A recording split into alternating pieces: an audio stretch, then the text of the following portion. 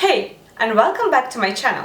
Today I'm here to talk to you about three distinct steps that made my speech on IELTS speaking fluent. So I hope my speech right now is somewhat close to native speaker speech. Obviously I'm not one, I'm not a native, I'm Russian and I've learned English here in Russia without even leaving the country. But today I'm here to kind of discuss with you and share my own experience and my own three distinct steps with you. You obviously, as always, can download a sample of this lesson in the PDF for free completely from the link in the description box down below.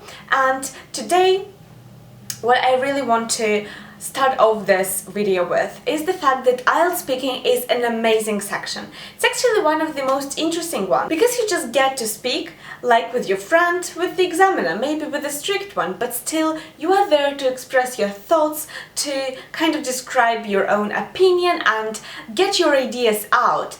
So that's something that excited me all the time. It's not like, you're there just to write an essay or something. You're actually there because you can express yourself. And I was, to be honest, quite worried about my cue card questions. But I could exhale and relax when I thought that my cue card question on the part 2 was about my specialization and master's degree.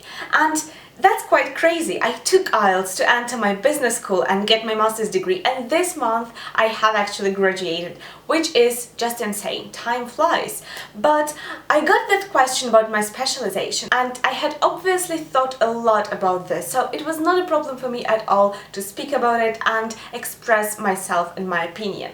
But it's not always the case, right? So let's dig into those three steps which make your speech on IELTS speaking better.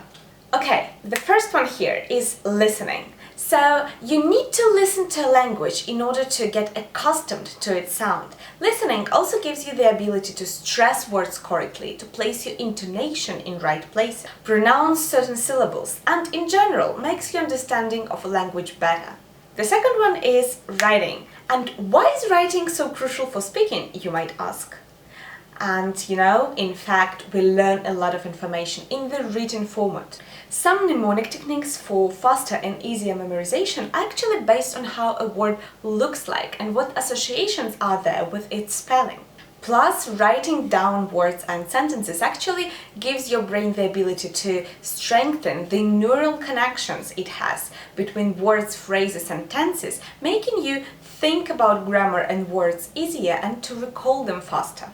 And the last, third step is, of course, practice, which can be very much different for everyone, and today we are going to break those steps down and talk about different techniques and tools that you can use in each of the steps.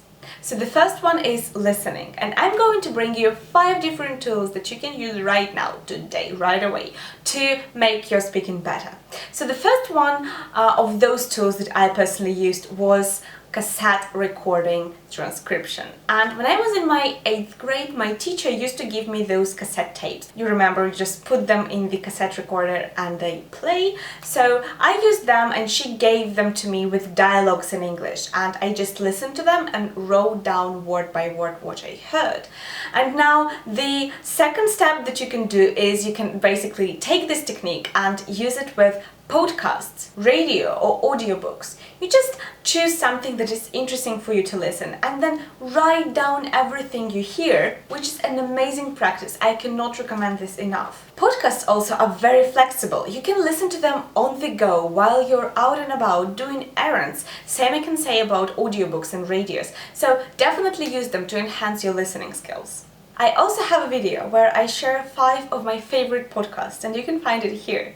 Third thing is, of course, YouTube, and this is a perfect source of modern language. Again, everyone can find authors that resonate with them, and I usually, for instance, watch videos about finance, business or lifestyle of people that are like me, that resemble me in any way, shape or form, and you can do the same. And of course, I only watch my YouTube in English. That's the only language I watch it in. And now, frankly, I'm trying to switch to French because I'm learning French as well, but English has been my main language of watching YouTube for years now. The next one is music and movies, and of course they pop up in our head quite frequently when we think about sources of English content to listen to.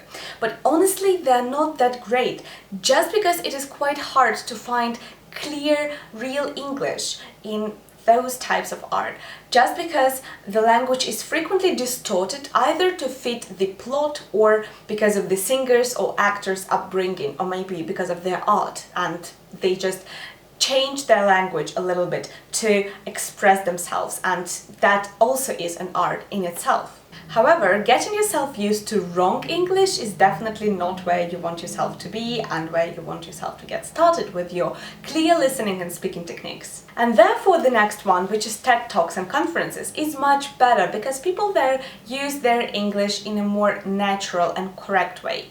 But in addition, of course, this is not only the source of listening to English information, but also to learning something new and learning from prominent public speakers. The way they structure their speeches and the way they express their thoughts is truly unique, and it can help you to enhance your own speech.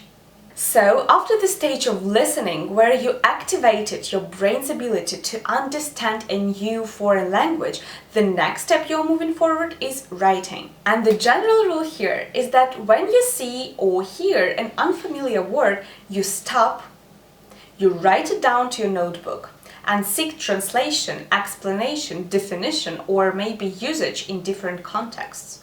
If you want your language to improve properly, expanding your grammar base and your vocabulary, remember, you're listening not just for the sake of killing time, you're actually listening to learn. And therefore, you need to dedicate time to writing down things, maybe grammar rules or just unfamiliar words that you didn't know about before.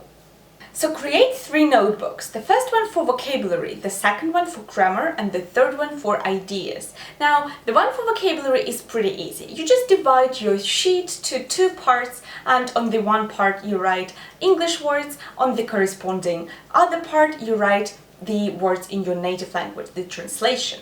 It is also better to write their synonyms or different context usages, because words are not only used in one context, they can be used in different ones. The second notebook for grammar you use in pretty much the same way, but you write down new grammar structures or maybe collocations of phrases that you don't understand while listening, and then you just go Google them or look them up in your grammar book and write the rules that correspond with those new and unfamiliar grammar structures, so that you actually learn them. You not only consume that information without really stopping and thinking about it, you're stopping and learning it. And the last notebook is for writing your ideas. And here you just write down everything interesting that you've learned about while listening. And this is great for expanding your own outlook. And that's the basis of our fluent speech, especially when it comes to IELTS speaking, because when you're asked a question, you have to come up with an answer and come up with an argument or an idea pretty quickly. And lastly, when you have built a solid basis with your listening and writing, you can move on to practicing. There are many ways of using your knowledge of vocabulary, grammar, accents, pronunciation, structure of ideas when talking and expressing your opinions. One of the ways that I can recommend yourself is talking to natives on the internet. And for this, try Cambly. This is an online service that you can use on your desktop or on your phone to talk to native speakers in a comfortable atmosphere wherever you are. 100% of tutors on Cambly are English native speakers, so that's a unique opportunity for you to get corrected by a native speaker and express your own opinions to them, show them off your vocabulary and get comments on how you actually speak. This is awesome to work directly with someone from the States or UK, for example, to prepare yourself better to a trip abroad, to a presentation, maybe just to work on your accent or to lose the fear of speaking, and much, much more. If you use Cambly, you can choose tutors according to your mutual interests, so that you are never bored when talking to a new person and actually want to get to know them, which activates your speaking skills as well. Now, here is a gift from me to you. Using the promo code Sandmartin10, you can get 15 minutes of free lessons with any tutor on Cambly. This is how you can check your ability to engage in a conversation with a native speaker and get corrections and comments on your speech. Get yourself registered and going with the link in the description box to Cambly, and remember about the gift. If after a trial period you feel like you'd like to continue practicing English on Cambly, remember my promo code will also give you a discount on a paid subscription.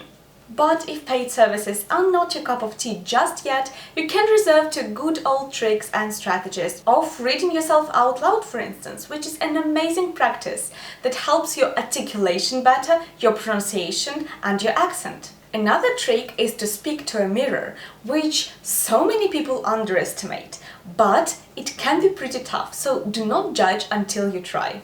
And of course, don't forget to speak like you would do to a real person. Ask questions, smile, use your hand gestures, and talk at length. So it's definitely not an easy task, especially for beginners. Or invite your friend over and start a debate in English. That's so much better than just talking to someone when the enthusiasm is not that high. Arguing over a matter that is interesting for both parties is so much more engaging. But don't forget, speak only in English and never lose your temper, never offend your friends. And lastly, always record your speech and conversations. This is an amazing tool that gives you the ability to track your own progress, to reflect on it, to listen to your own mistakes and get better every day. Make sure you take some time to listen to what you said and also take some notes along the way so that you can improve. So that's it, guys. There were 3 different steps with many tools from me that you can use right away today to make your speaking better and to prepare yourself for IELTS speaking or just to be more fluent in English. Thank you so much for being here with me. I will be very happy if you decide to leave a like for me or even subscribe. And as always, I will be delighted to see you again here. Ciao!